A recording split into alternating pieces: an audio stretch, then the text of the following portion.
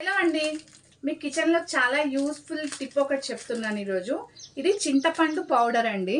అయితే చింతపండు పౌడర్ చేయడం చాలా మందికి తెలీదు. ఇది ఎలా చేస్తాను అనేది మీకు చూపిస్తాను, చూసేయండి. ఓకేనా?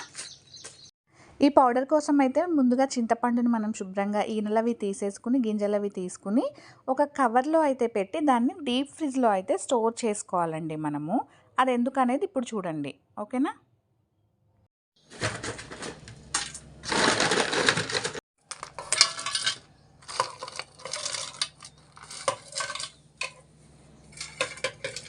ఇప్పుడు అర్థమైందా అండి డీప్ ఫ్రిడ్జ్లో ఎందుకు పెట్టుకోవాలో?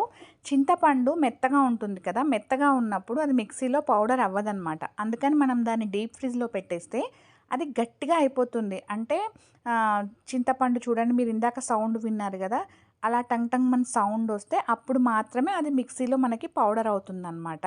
మనం డైరెక్ట్గా తీసుకొచ్చేసి చింతపండు మిక్సీలో వేస్తే మాత్రం ఖచ్చితంగా పౌడర్ అయితే అవ్వదండి. ఇది గుర్తుపెట్టుకోండి. ఈ చింతపండు పౌడర్కి మెయిన్ చేయాల్సింది ఏంటంటే, ఖచ్చితంగా ఎవరైనా సరే ఇదే చేయాలండి. చింతపండుని శుభ్రం చేసుకుని, ఎందుకంటే మనం దాన్ని మళ్ళీ తర్వాత కడిగే అవకాశం ఉండదు కదా ఈ పౌడర్ని. అందుకని బెటర్ ఏంటంటే, మనకు తెలిసిన వాళ్ళ దగ్గర కానీ మన చెట్లది కానీ చింతపండు మనం కొట్టుకున్నది మాత్రం ఇట్లా యూజ్ చేసుకుంటే చాలా ఉత్తమం అండి. రెగ్యులర్గా షాప్స్లో కొన్నది అదైతే కొంచెం బాగోదేమో అని నా ఫీలింగ్. ఎందుకంటే వాళ్ళు ఎట్లా తయారు చేస్తారో మనకు తెలియదు కాబట్టి.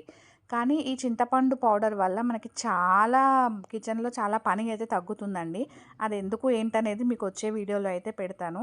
కానీ ఈ ఐడియా మాత్రం చాలా బాగుంటుందండి. నచ్చితే మీరు కూడా లైక్ చేయండి. ఓకేనా?